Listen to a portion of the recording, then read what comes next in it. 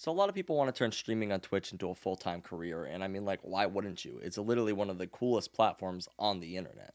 However, with the amount of people trying to pursue this career, it's only natural that more people are going to fail than the ones who succeed. And how do we identify the ones who are going to succeed and the ones who are going to end up in the gutter in a couple months from now?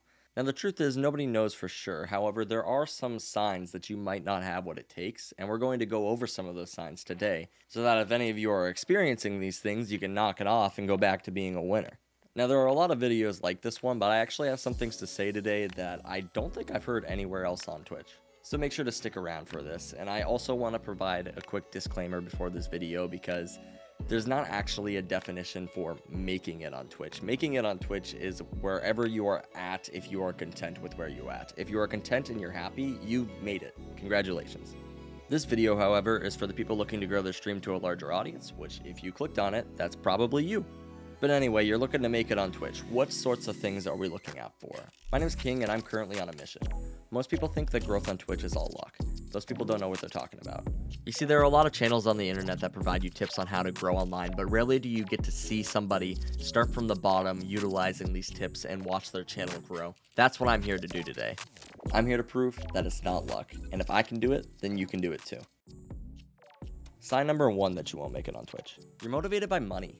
This one is plain and simple and you've heard it before, but I also want to say that it's okay to be motivated by money. These are just signs that you might struggle making it on Twitch, and they're definitely not gospel. Everybody loves money. Nobody's going to complain about having too much money to do the things that they want to do with it when they want to do it.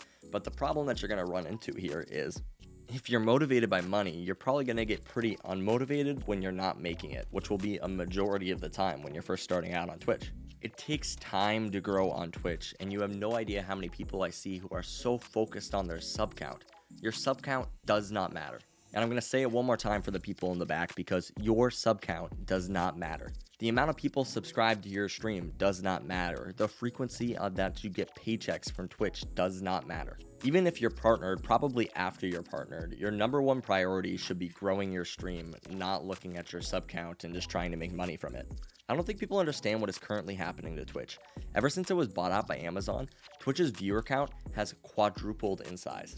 And it's continuing to grow incredibly fast. And if you think it was hard to grow on Twitch right now, wait to see it in 2 or 3 years when it is double the size that it is right now. Don't fall into the trap about worrying about money short term. A lot of people want to call themselves a full-time streamer so bad and they want to quit their job, but like, you're just not there yet. And that's okay. But if you really want to pursue this long term, you need to think about it responsibly. I was talking to this guy about his stream one time, and mind you, I'm not a stream coach or anything, but I love to banter about like anything Twitch related whenever I can because I really enjoy this platform. And he mentioned to me that he has his VODs on sub only mode, which a lot of you probably don't even know what that is, but you can set your videos that are recorded after the stream to be set for subscribers only, so only people who pay you money could see those VODs. I asked them why do they do this, and they told me it's because they have been killed by people in Fortnite before, and those people from Fortnite come over to his channel and they apparently want to clip them killing him. And like, let's give him the benefit of the doubt and say that this happens frequently, like more than once. This dude should be dying every chance that he gets to get these people to come over to sub to him. You know how many times I'd be dying if that were the case? But I'm guessing this probably only happened once, and our conversation carried on, and he mentioned offhandedly that he's not actually confident about the place that his content was in. And that's when I had to stop him. I had to call him out, and if you ever hear somebody say something like this, you should call them out too, because he just told me that he is willing to charge people money to see something that he's not even proud of that he worked on.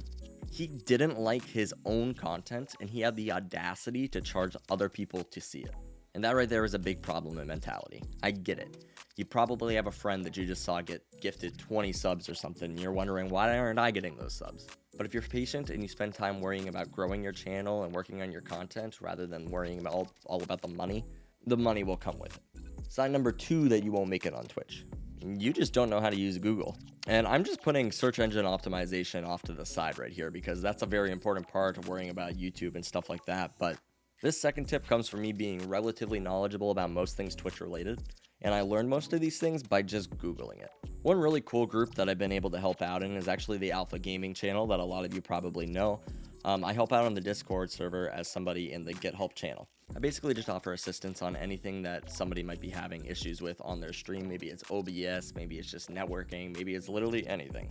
If I can help out with it, I'll shoot them a message and try to like guide them through it. And it's been really awesome to be able to help out in the community. I have nothing bad to say about Harris himself. He's an incredibly genuine guy, and if you guys don't already follow his channel, you should definitely go do that. But something I've noticed in the Get Help line is people asking the same questions over and over and over again, and these aren't really like complicated questions. They're things that you can easily Google. Like, listen, there are some things that are more complex problems, and it really helps to have somebody to walk you through it, but that's not a lot of these things. There are so many guides out there to set up OBS and to set up chat bots and to set up sub alerts, even to learn to use different softwares like GIMP or Photoshop. There are thousands of tutorials online to teach you to do very specific things. If you want to remove a background, there's probably a video for that on YouTube already. If you're looking for recommendations on like what hardware to buy or what software people think is the best, then yeah, that's a great place to post about it. Come in, ask some questions, get some opinions, see what people think. You can also do that on Google, but I just strongly urge you, if you have a question about anything, the first thing you should do is try to figure it out for yourself. And the reason I'm going on this rant is because I believe that this is really important. If you get into the habit of always trying to wait for somebody else to fix things for you, you're never going to be ahead of the game. You will always be one step behind. There's so much to be learned by struggling through these things, and if you can't figure it out for yourself, then the next thing you do should be to Google it. You would be surprised at how many people have the same question as you before. They've already posted about it. You'll find the answer a lot quicker than waiting on somebody else to reply. And then lastly, if you can't find any responses on Google, then you can take it to somebody else. The reason I say to figure it out is because there are going to be a lot of things along the way of streaming and even just life that you're not going to know the answer to. And if you try to figure it out for yourself, you're going to learn a lot more than if you just ask somebody for the answer. And this example I'm going to give isn't exactly a tech issue, but it's more of a social issue that we had on our stream a while back. One of my regular viewers was probably going through a rough time or something, and he started to be like really rude to a lot of people in the community. And we kind of like were getting uncomfortable about just having him around in general. People weren't really having fun when he was around, and he was just being rude to people. So something needed to be done. We had to talk to this guy.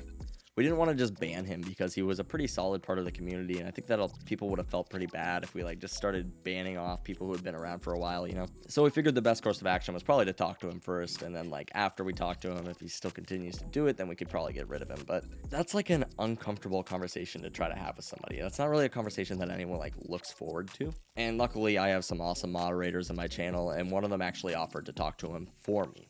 And I could have just let him go and do that, and then it would have been taken care of. But the thing is, this is my community that I am trying to grow. At the end of the day, I am the one in charge of the community, and these things are my things to deal with. I could let him take care of it, but what would I have learned from that situation? And I know a lot of people will probably say, well, that's the moderator's job to deal with those sorts of things, but I also don't feel like I should be making my moderators do things that I can't do myself. These people are here to help me out. They're not here to do my job. So by me doing this, I actually learned a lot more about how to handle the situation in the future, just in case it ever happens again. But anyway, to sum this up, it's okay to ask for help, but winners don't ask for help before Googling it. So go look things up, please. Trust me, you'll feel better. Now, the third and final sign that you might not make it on Twitch is you are afraid to lose. This one probably hits the closest to home for me, and what I mean by afraid to lose is that you are not trying your hardest because you are afraid of what people will think if you don't succeed. Oftentimes this behavior comes in disguise, but it's present in a lot of people, they just don't realize it. An example of somebody who might be afraid to lose would be somebody who deletes a tweet or an Instagram post after it doesn't get enough likes. An example of somebody who's afraid to lose would be somebody who starts working on a YouTube video, but they never actually finish it and upload it because not everything is perfect. An example of somebody who's afraid to lose would be somebody who won't admit that their dream is to be a full-time content creator, because if they don't admit it, then it won't be as big of a deal if they don't succeed at it. It's that sort of can't fail if I don't try mentality that keeps people from accomplishing their dreams time after time. But this one kind of comes as a double-edged sword, because your fear of losing could actually be the thing that drives you to be successful. It can actually be used as a strength if you frame it correctly. The problem with most people is that they know what they want, they're just afraid to take the first step and say that this is what they want. If they start to say it, then that means that becomes a real thing, and if they don't achieve it, then that means that they've failed. So they just never say it. I'm currently on the other side of the spectrum though, and that's why I'm going to succeed. Because now the only way that I can fail is if I quit, and I don't know about you, but I'm not a quitter. Your word is your bond, and like I said in my last video, I'm not about to let those people that don't believe in me watch me fail. Why would I put myself through that? No, I'm going to go and accomplish the things that I said I was going to do, and I think you should too. All you gotta do is take that first step.